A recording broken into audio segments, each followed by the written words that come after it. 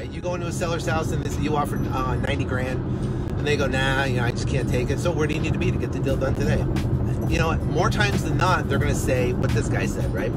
So I said, I'm at $79,000, and he goes, no, I'm going to have to pass. I said, where do you need to be? And he started getting to his car, and I said, where do you need to be? And he goes, well, if I can do 76, I think I can make it work.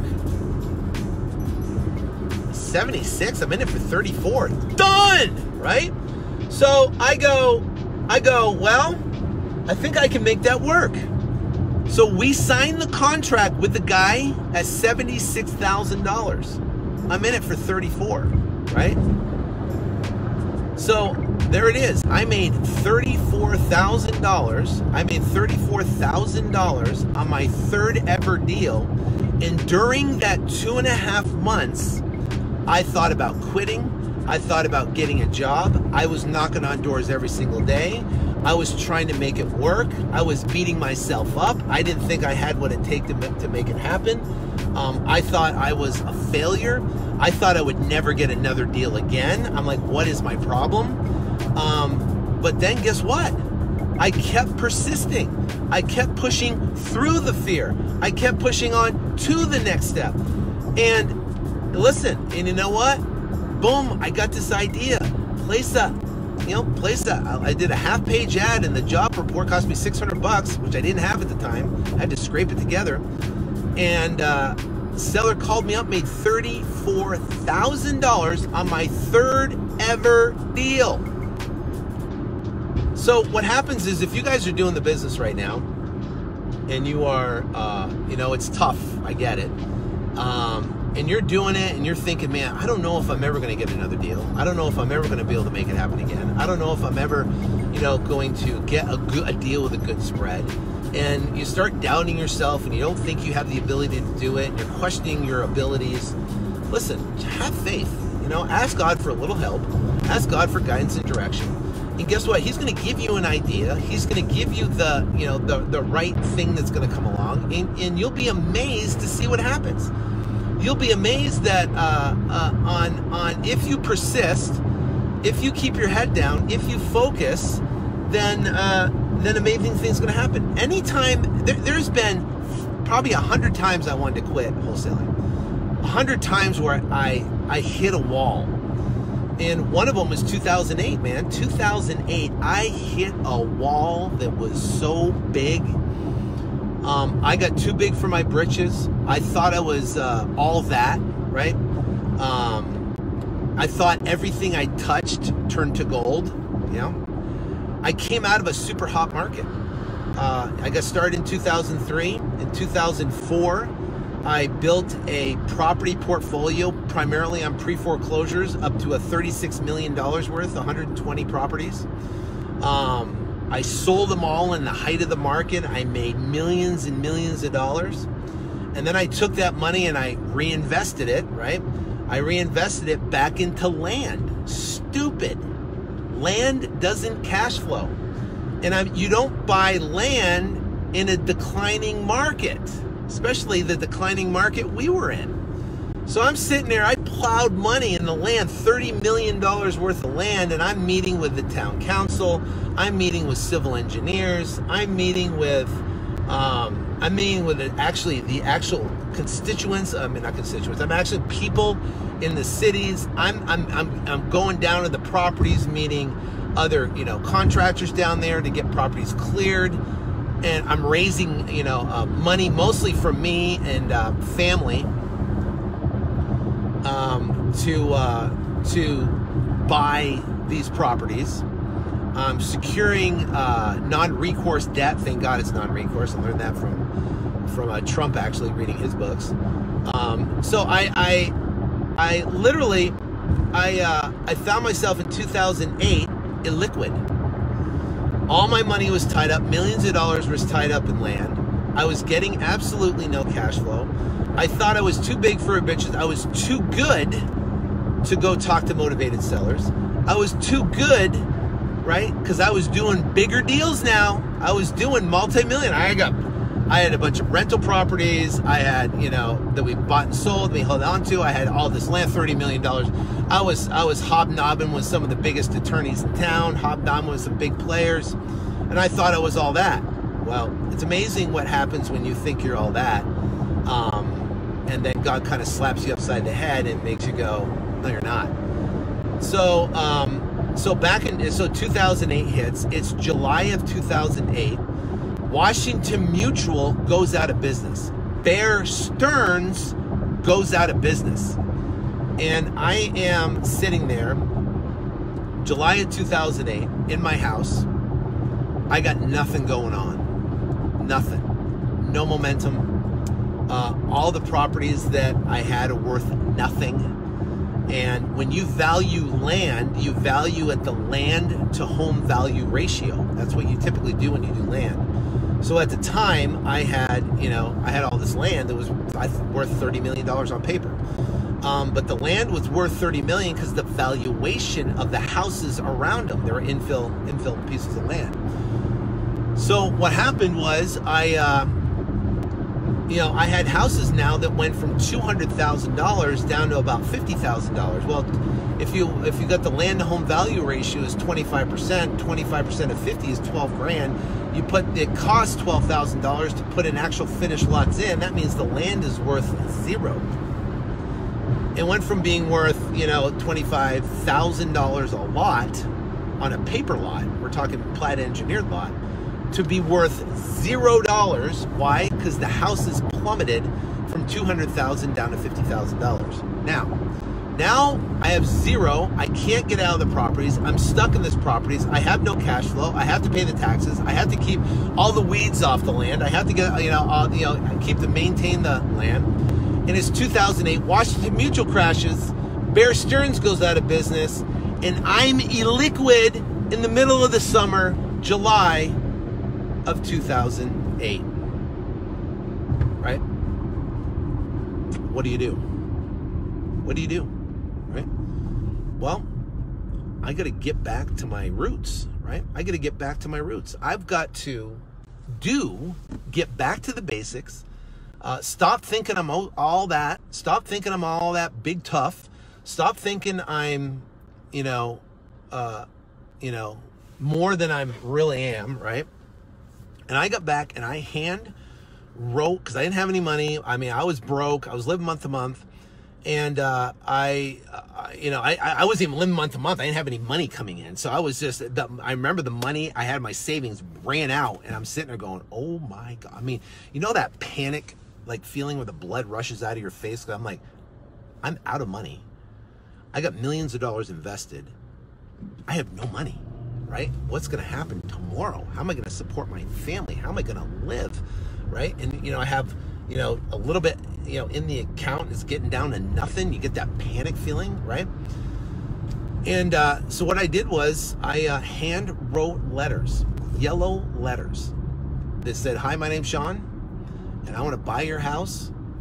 Please give me a call. And I put my number down, my cell phone number down, right, that I couldn't pay for. And I hand wrote 25 letters a night from the kitchen table. I remember I was 2008, I was 38 years old. I was 38. Some of you guys right now are watching this right now, and you're young and you're vibrant and you're, stuff like that, and you're on top of your world. I was 38, man, 38 years old. I was almost 40 years old, 38 years old. And I'm struggling, man. I was top of my game, man. I was rolling in the dough. Bought a beach house in Southern California. Now I couldn't pay for it, right? Bought a $1.2 million beach house in Southern California, and I was going, yeah, I'm going to beach house, man. I'm all that, right? Yeah, right. Talk about being humbled. So I went out and I started handwriting letters from my kitchen table. And I went out there and I wrote those letters. And I sent out 25 a week. I took the phone calls as the phone calls came in.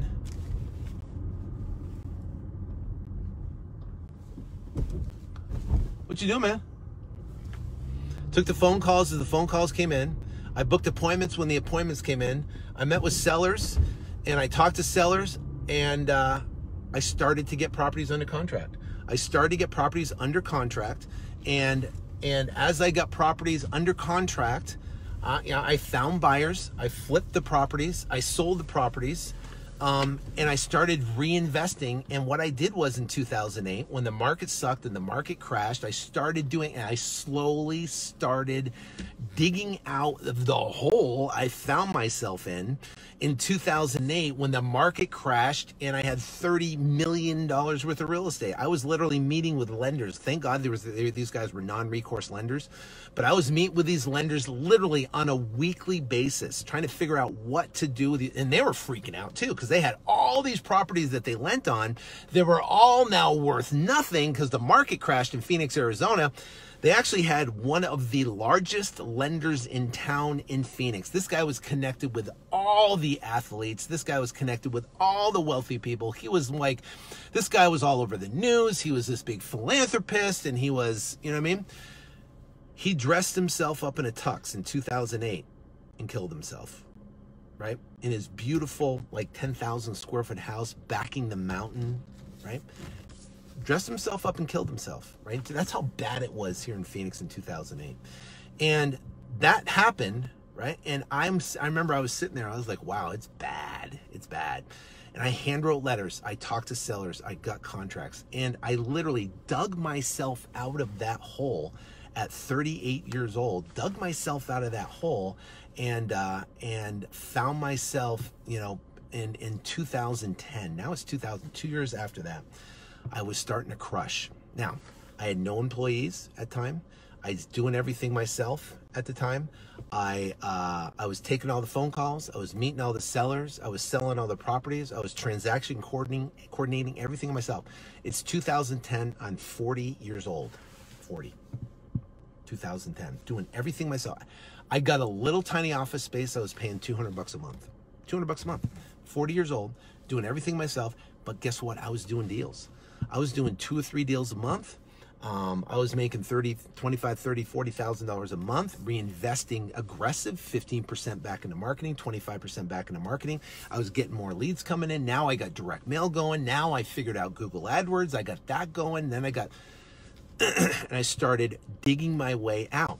I made a commitment to pay everybody back that I borrowed money from to buy these deals, which meant years paying people back. I didn't buy any Lamborghinis, didn't buy any, you know, big gigantic houses and stuff like that. I paid people back. In 2010, I started my podcast, right? Started my podcast and I recorded from my car. I sat in my car. It was 110 degrees out. And I remember I'm in the car recording my first probably 10 episodes I recorded in my car. Yeah, these were wholesale deals. Yeah, these were wholesale deals that I did because I hand wrote letters. Sellers called in. I got them under contract and I flipped them because I didn't have any money to actually buy and close on them at the time. I had millions of dollars, but I invested in land, and obviously we know what happened then during the land crisis, right, and everything in 2008. So I started my podcast and then started up and going and started just sharing every part of it. Recorded my first episodes in the car when it was 110 degrees. I was dripping sweat, drenched as I was recording the episodes. Didn't know how to get my thing on iTunes, didn't know how to build a website, so I taught myself HTML. Then I figured out WordPress and figured out that. Then I figured out how to edit audio. I would edit every single out of the podcast, right? Every single everything, whatever, because I wanted it to be perfect, right? And after about 5 episodes, I forget it. I don't care. I'm just going to ship it. I'm just going to put it out. So then I figured out how to use GarageBand. Then I figured out how to edit podcasts. Then I figured out how to post it up on a blog. Then I figured out how to get it in iTunes. Then, I figured out how to,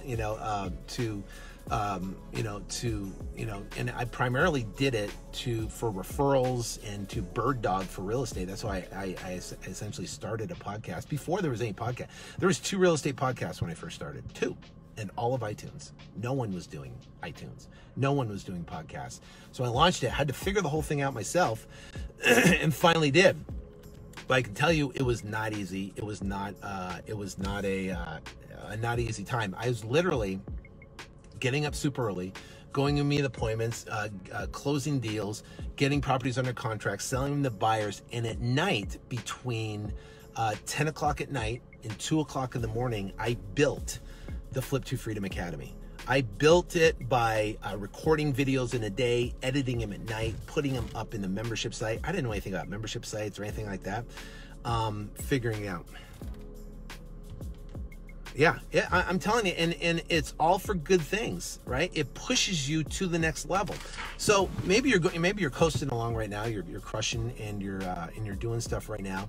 What can you do to take it to the next level? And I always now what I do, even now, we're going into 2019, and you really want to accomplish in 2019, make audacious goals. Make goals that are so big that you have to go out there and you got to get up early. You got to crush it. You got to stay late. You've got to push the envelope. Make audacious goals for your team and push them so they reach to the next level. If you make those audacious goals, like, so I got one goal. I want $1 million a month of passive cash flow. I want to own 5,000 apartment units. I want to own and control 5,000 apartment units. I want $1 million a month in passive cash. And I'm building my way there right now. Last year, I had 0 apartments. This year, I have over 450 units. This year, I'm going to add another 1,000 units. This year, by the end of this time next year, I'm going to have over 1,500 units under management. And I'm going to have it in management. Why? Because I'm on a mission. I've got audacious goals. I'm going to make them happen. It pushes you to the next level. It makes you up your energy, right? And what happens, I mean, like my day, right? I book my day, my schedule, my day. Every 15 minutes, right? I block my day. When I come in, I'm plowing through on a mission.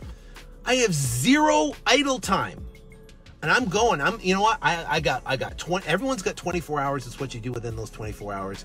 I can lollygag and take a break and take a nap and do this and do that, or I can squeeze every ounce out of every day possible. So I do my schedule on Sunday. On Sunday, I go, here's everything I want to accomplish for the week. And it's usually a whole laundry list of stuff, right? Everything I want to accomplish, everything I got to do. Then from Sunday, every night before I go to bed, probably an hour before I go to bed, I schedule my entire schedule every minute of every single day from 7 o'clock in the morning till about 6 o'clock at night. And then when I go home, I got my family time. If I got anything else I got to do business-wise, I usually do it after 9, 10 o'clock at night. Maybe send some emails. Maybe I had to get some webinars done, get some slides done. You know, I had to send a seller a contract last night and stuff. I usually do that after 9 or 10 o'clock, whatever. So the bottom line is that every ounce of every day completely scheduled the night before. So when I'm going in the next day, bam, I know exactly what to do of every minute of every single day to get the most out of the day so I can get most done and most accomplished. So are you running your day that way?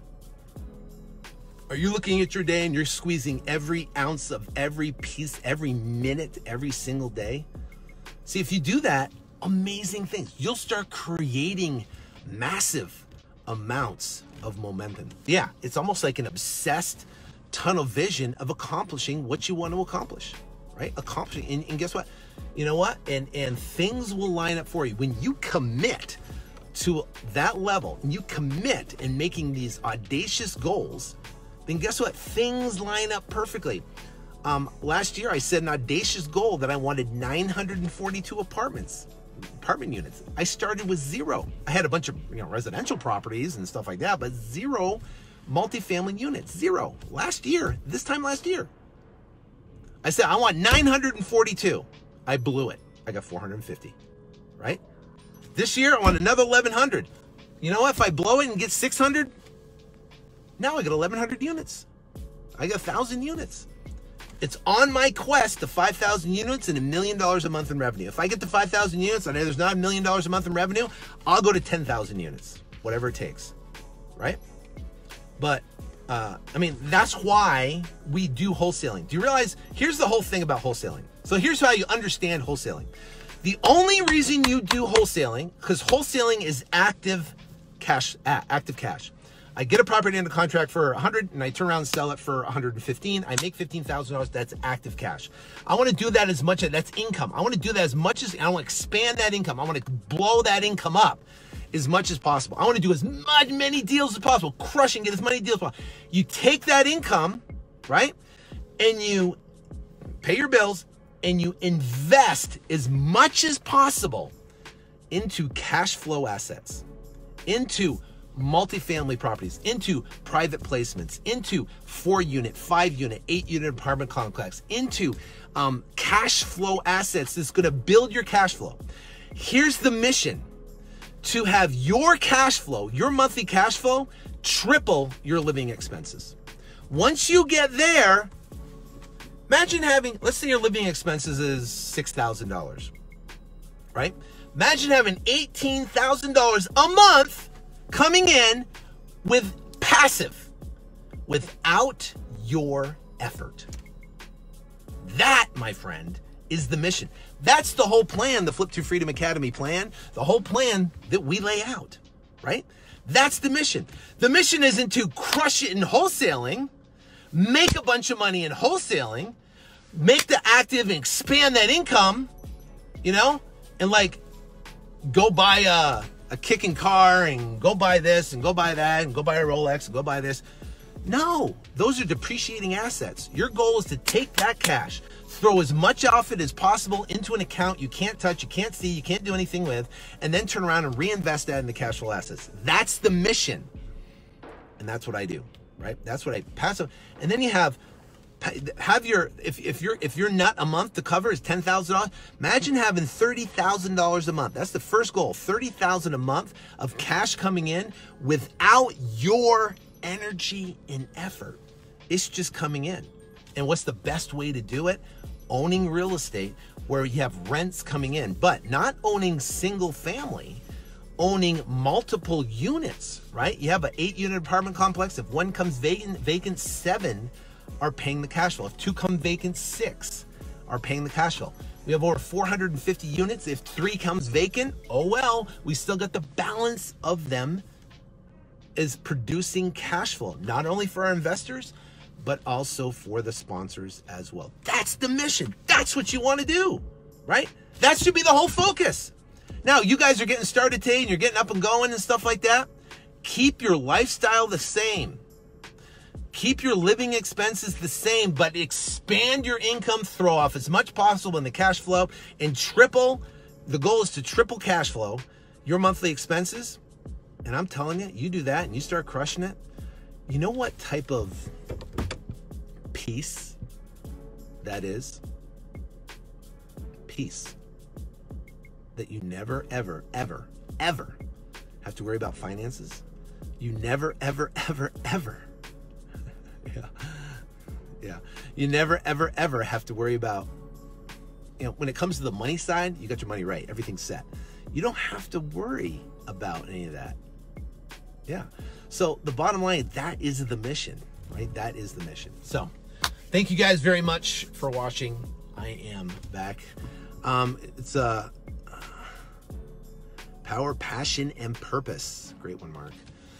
Great one, great one. So thank you guys so much. Have a fabulous weekend.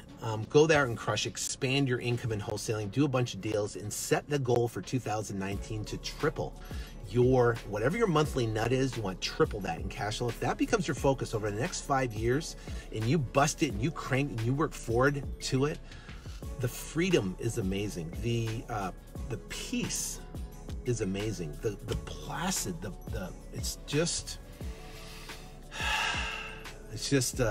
amazing. Thank you guys. Have a blessed weekend. God bless, and all the best.